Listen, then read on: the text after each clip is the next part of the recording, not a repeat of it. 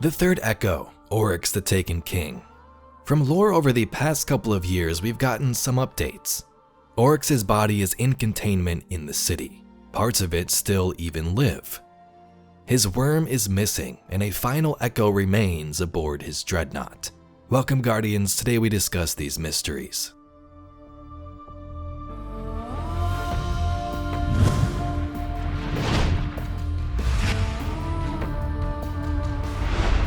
Although episode echoes and Destiny 2 overall haven't been hitting as hard as the Final Shapes campaign moments, there is some interesting threads going on in the background.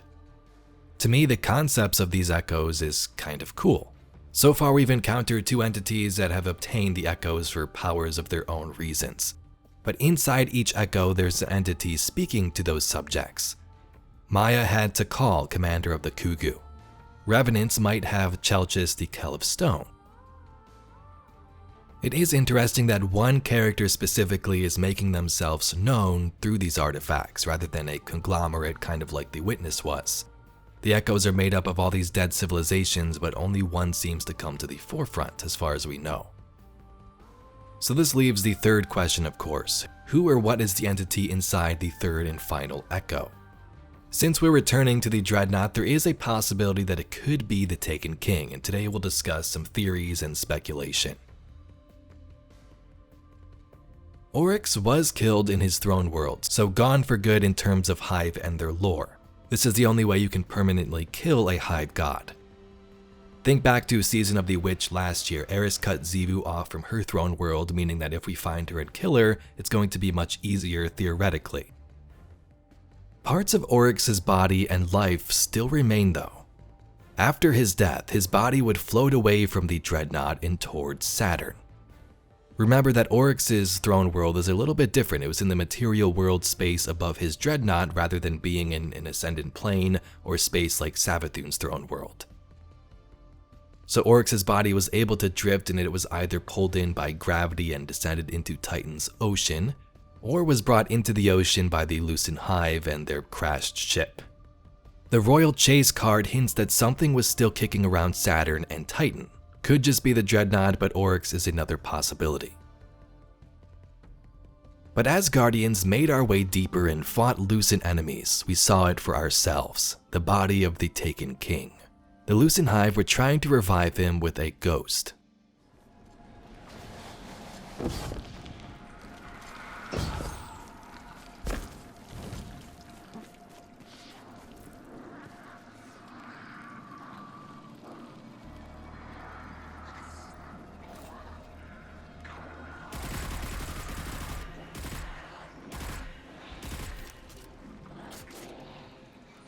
Ikora's Hidden made it down here with their own strike team and took some samples, where they learned that parts of Oryx were still alive and reacting. His worm was also missing.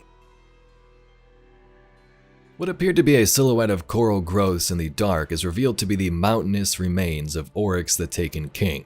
The Hive God's immense carcass lays strewn across Titan's seafloor. Both Lisbon 13 and Fenchurch are taken aback by the sight, but Chalco advances toward it. The Lucent brood performed a ritual here. Chalco motions to the shattered remnants of a Hive ghost on the ground. We believe they were trying to forcibly resurrect Oryx by combining heretical Hive necromancy with the powers of that ghost. They were disrupted. Lisbon steps forward, unable to look away from Oryx's cadaverous face. Is that possible? Officially, no. Unofficially, Chalco glances at Lisbon. That's what we're here to investigate. The body is still active, with taken energy and darkness. The Guardians who intercepted this ritual reported finding free-floating fragments of consciousness on the way to this site, memories from the corpse. It's alive, Fenchurch whispers, hesitant to approach Oryx's remains. Cellular analysis indicates slow but active mitosis, explaining the exaggerated size of the remains when compared to the subject's last known physical dimensions. The mind is gone, but the body continues to grow. Autopsy revealed no presence of worm carcass within the Taken King. Status unknown. Oryx's body still had taken energy and darkness inside. It would cause side effects to these strike teams like hallucinations to anyone who got close. The body to an extent would still be able to absorb knowledge and secrets, it just couldn't respond. And perhaps one of the scariest parts is the worm was missing and the Vanguard would take his body and store it in a vault somewhere, likely in the last city. So that was Season of the Deep, and at that point they had both Savathûn and Oryx, the biggest hive gods, inside the city somewhere. So can Oryx come back? The answer is, sure he could. Bungie could find any way they want. Necromancy, a ghost. In the Endure web lore from Shadowkeep, Oryx explains his thoughts on his own death. Saith Oryx, I have made preparations. If I am defeated, I know it will be because my understanding of the universe was incomplete. I know that I will fall to something mighty, something that craves might, something that loves which I love, which is a principle and a power.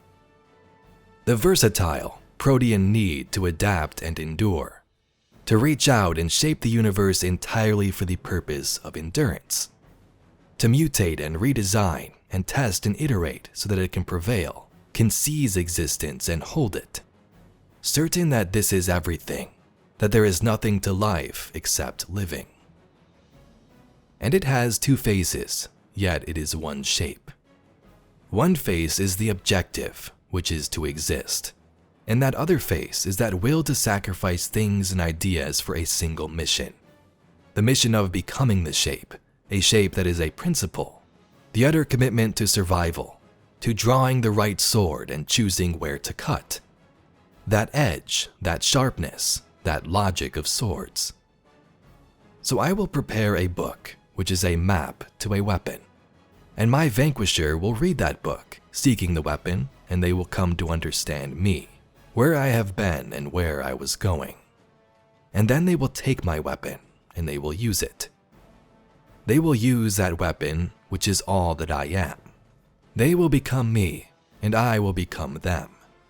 Each of us defeating the other, correcting the other, alloying ourselves into one omnipotent philosophy. Thus I will live forever. I mock sicker, which means I make sure. Saith we the Hive. Oryx our king is defeated in echo and in form, in world and in throne. His children are defeated, his tribute is cut off, his faithful son is fallen, his prodigal son entrapped and enervated by the will of the thousands, who would use him as bait for richer feed. Yet we survive in our thousands of billions, so numerous in our thriving mass that we could reach from moon to world and back to moon if we stood upon each other's brows. We live on by the law that we were taught, the devouring of the unfree, and that law is manifest in our flesh, which is pared to bone by the knife of need and challenge. And we in our thousands of billions do possess a will. Let us test the testament of our king who is Oryx. Let us challenge his legacy as he has challenged us. For there is no surer tribute to the dead than to kill all they left behind, so that only the invincible and necessary will endure. He was not invincible. Thus we must ask after the necessity of his legacy and the need to obey his taboo. Was not Xivu Arath beheaded and yet summoned back by Oryx, who remembered her as war? Was not Savathûn beheaded and yet conquered back by Oryx, who conspired with her cunning? Ayat, it must now be so. For if his legacy is true, it will come onto us and defeat our blasphemy. And if it is not, what we attempt cannot be blasphemy, for we have survived him and surpassed the power of his will. Ayat, Ayat, Ayat. I have died, and yet was summoned back by you. You who remembered me as war. Our sister died and was summoned back by you. You who conspired with her cunning. So it must be for now. If your legacy is true, brother, It will come onto us and defeat our blasphemy. And if not, what we attempt cannot be blasphemy. For we have survived you, surpassed the power of your will. Hayat. Oryx's thought was, whoever kills me, I will give them a weapon. And I, along with all of my ideas, will live forever through this conqueror. Well, this conqueror was the Guardian, and perhaps the touch of malice which he had created. Oryx thought that death was possible, but wanted a way to live forever. The Lucent Hive tried to bring him back in Ghosts of the Deep, but I'm not sure if that's what he even would have wanted. Oryx's fortress returns in Heresy along with his sisters, so I'm assuming he has some part to play, even if it's just Xivu referencing her brother whom she'd had many entries about in Ghosts of the Deep. There is an end in sight now, clearer than I have ever seen it. The horizon narrows down to a single edge, sharper than hope. I see the final shape coming into focus in this cutting motion, and the deep sings its promises. I crack my whip unto the rhythm. I guide your knife in between ribs. Even now, alone, you are my navigator. If Oryx did return, to me it would make more sense that it would be from a voice inside of an echo and not physically. The Vanguard has his body, unless something can be done with his worm though. It is kind of interesting that Bungie mentioned it at all and that the worm was missing from the body. So does someone have the worm? Did it escape?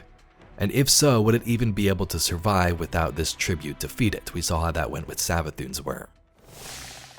Air here, like fundament. Good to breathe again. Don't get used to it. Each echo so far has connected with the character whom has acquired it.